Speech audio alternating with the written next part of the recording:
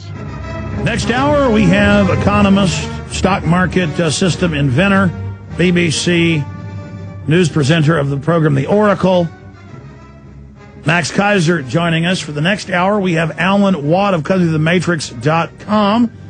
Alan, I've read the big psychologist and psychiatry documents. I've read about the history of eugenics, the New World Order plan.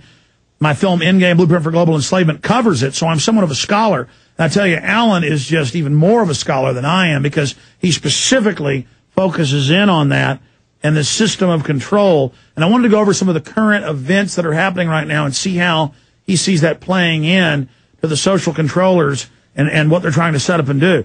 I have to say, though, Alan, I really see things not going well for the globalists. I don't see them as omnipresent and all-knowing. I do know they understand human nature and study our psychology and our instincts and manipulate us against each other.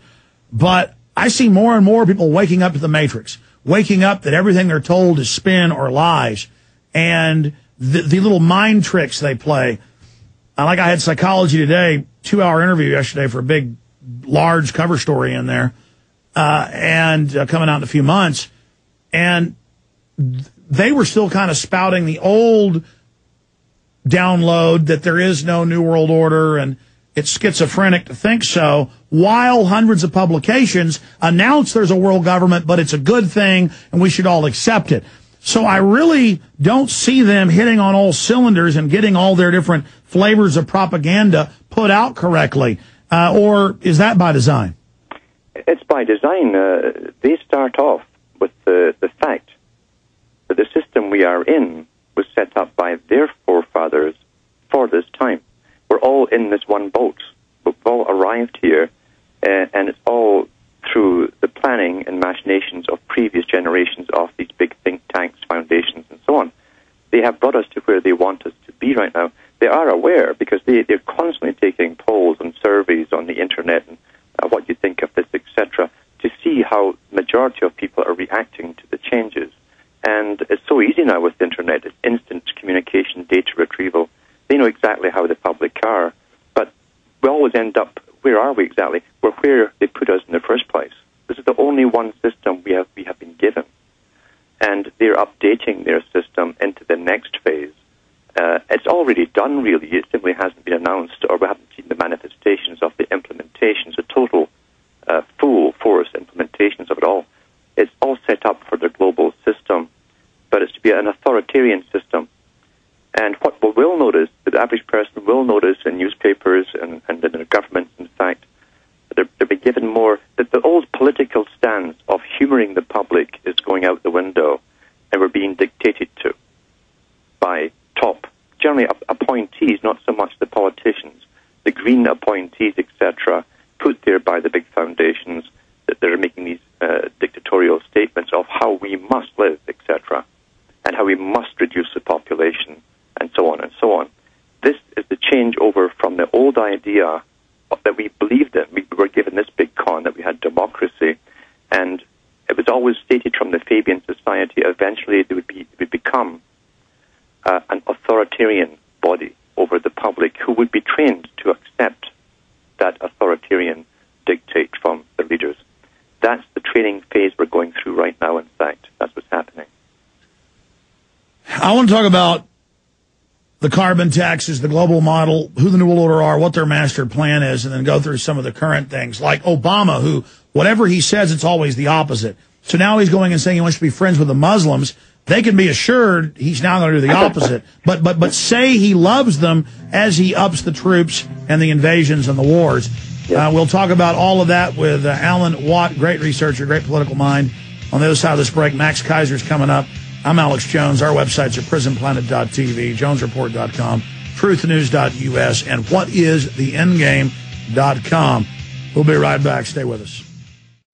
Finally in the news this evening, it's being reported that cyber spies from Russia and China have now penetrated our power grid. Even as energy experts are reporting that each summer we get closer and closer to the limits of our nation's power grid, some say that this summer's demand for electrical power may finally push the grid over its edge, creating a cascade of power outages across the country, putting us all in the dark. Are you prepared for the next round of storm-related outages or government-created blackouts? Have you ever thought about taking steps to get off the grid and generate your own private supply of electrical power? If so, this will be the most important information you have ever heard. Solar-powered generators are finally available. They have no moving parts to wear out or break and require absolutely no gas whatsoever. Remember, the government doesn't own the sun, so go to mysolarbackup.com. That's mysolarbackup.com. Check out mysolarbackup.com before you lose your power. Alan Watt, our regular guest, joins us. Alan, we have a lot of news stations picking us up this week, and I want to get into the bigger picture and where the globalists are taking us. You know, when I talk to mainstream media, when they interview me, or when I discuss things, with the establishment press, I'm always talking to these reporters, and I think most of them genuinely are ignorant. Just like most Americans you talk to don't even know what the Fourth or Fifth Amendment is, much less the Second or First. And it's very, very sad, but everything was set up on eugenics. Everything was set up to carry out a culling of the population. Everything is this highly engineered society. And I don't think a lot of even new listeners or even some longtime listeners understand just how much of our society is engineered and dominated by these people. So break down in total, in your worldview, what the New World Order is, what it stands for, what it's pushing, the phase we're in right now, and where it's ultimately leading us in this, quote, final revolution of dehumanization and tyranny. Alan Watt. Yeah, we can trace it, as I say, back in their own books, in fact, in recorded history, allowed history, that which they've published for us to read, right back to the 1700s, when the elite establishment, who already ruled the moneyed system, they'd taken over.